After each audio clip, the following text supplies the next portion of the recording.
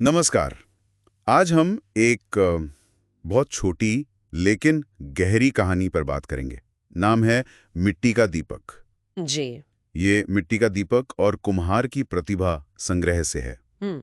और कोशिश रहेगी कि समझें कि कैसे टैलेंट मतलब प्रतिभा छुपी रह जाती है और हम दूसरों को कैसे देखते हैं, कैसे आंकते हैं।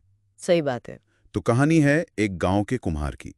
दिन रात मेहनत करता था, बहुत सुंदर मतलब कलात्मक दिए बर्तन बनाता था। हाँ। कला तो कमाल की थी, लेकिन गांव वाले वो उसे बस एक आम कुम्हार समझते थे। हम्म। कभी कभी ताना भी मार देते थे कि अरे ये तो मिट्टी के बर्तन बेचता है, इसमें क्या है। और ये नजरिया मतलब काफी आम है।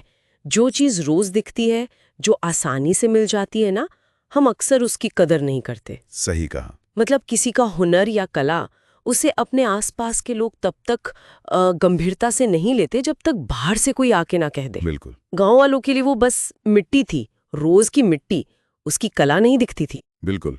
और कहानी में जो मोड़ आता है वो बड़ा दिलचस्प है। दिवाली से ठीक पहले हाँ। एक बड़े शहर का व्यापारी गांव आता है। वो कुछ खास कुछ अलग दिए ढूंढ रहा था। अच्छा।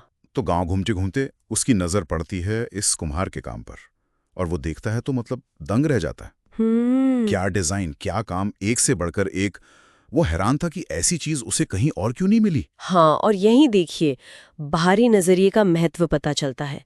व्यापारी गांव का तो था नहीं, नहीं। उसके लिए वो कला नई थी, ताजी थी। उसने वो देखा जो गांव वाले रोज देखकर भी मतलब अनदेखा कर रहे थे। सही। उसने सिर्फ तारीफ नहीं की, उसने उसका मूल्य पहचाना और कुम्हार से हजारों दिए खरीदने का सौदा कर लिया। हजारों। हाँ, और ये कुम्हार के लिए पहली बड़ी आर्थिक सफलता थी और शायद उसकी कला का पहला बड़ा सम्मान भी। तो ये जो फर्क है, गांव वालों की सोच जो उसे मिट्टी वाला समझती थी, और उसे व्यापारी की नजर जिसने कला पहचानी। बिल्कुल, जमीन आसमान का फर्क। स्थानीय धारणा और बाहरी सत्यापन में। लेकिन मेरा सवाल ये है कि क्या इससे गांव वालों की सोच बदली होगी? क्या वो मानने लगे उसे कलाकार, या बस पैसे देख के चुप हो गए?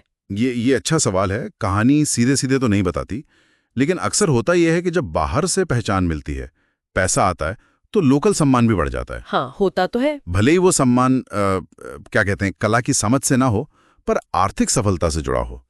लोग शायद तो कभी कला न समझें, पर अब नजरअंदाज नहीं कर सकते थे उसे। और इसी सब के बाद कुमार ने जो कहा ना, वो गांव वालों के लिए और हम सब के लिए भी सोचने वाली बात है। हाँ, वो बात तो बहुत बहुत दमदार थी। उसने गांव वालों से कहा, जी। मैं वही हूं जिसे तुम मिट्टी का समझते थे, जी। लेकिन देखो आज उसी मिट्टी ने मुझे सोना बना दिया। वाह, इस एक लाइन में कितनी परतें हैं। पहला तो बदलाव, नजरिया बदला, हालत बदली, शायद उसका अपना आत्मविश्वास भी। हाँ। दूसरा, ये मिट्टी और सोना का रूपक कमाल का है। बिल्कुल। मिट्टी यानी साधारण चीज, पैरों तले रौंदी जाने वाली। हाँ बिल्कुल। और जब उसमें हुनर, कला, मेहनत मिलती है तो वो सोने जैसी कीमती हो जाती है। ये सिर्फ पैसे की बात नहीं है। नहीं, बिल्कुल नहीं। ये इज्जत, पहचान, आत्म मूल्यों की बात है। ये सीधा सीधा उन धारणाओं पर चोट है जो काम को चीज से आंकती हैं, हुनर से नहीं। सही कहा। एक तरह से रचनात्मकता की शक्ति का ऐलान है ये। बिल्कुल। तो इस कहानी से मतलब सीख क्या मिलती है? मेरे ख्याल से सबसे बड़ी बात तो यही है कि हर इंसान में वो कितना भी साधारण लगे, कोई ना कोई खास हुनर, कोई प्रतिभा छुपी हो सकती है। हाँ। जरूरत है बस उसे पहचानने की, निखारने की, और सही मौका मिलने पर दुनिया को दिखाने की। हाँ। और हाँ, किसी को छोटा नहीं समझना चाहिए। कभी नहीं। क्या पता कौन कब अपनी रोशनी से सबको चौंका दे। बिल्कुल सही। और अगर इसे हम अपनी रोज की जिंदगी में देखें तो सोचना पड़ता है कि हम कितनी बार लोगों को, उनके काम को बस ऊपर ऊपर से देखकर खारिज कर देते हैं। शायद किसी सहकर्मी की कोई छुपी प्रतिभा हो, किसी पड़ोसी का कोई शौक जिसे हम फालतू समझते हो। ये कहानी सिखाती है कि मूल्य वहां भी हो सकता है जहां पहली नजर में ना दिखे।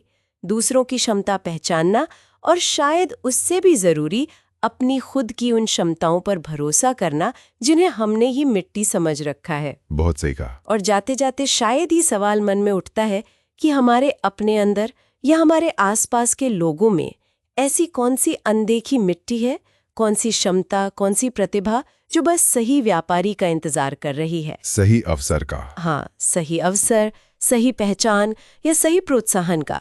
ताकि उसका असली सोना, उसका वास्तविक मूल्य सबके सामने आ सके।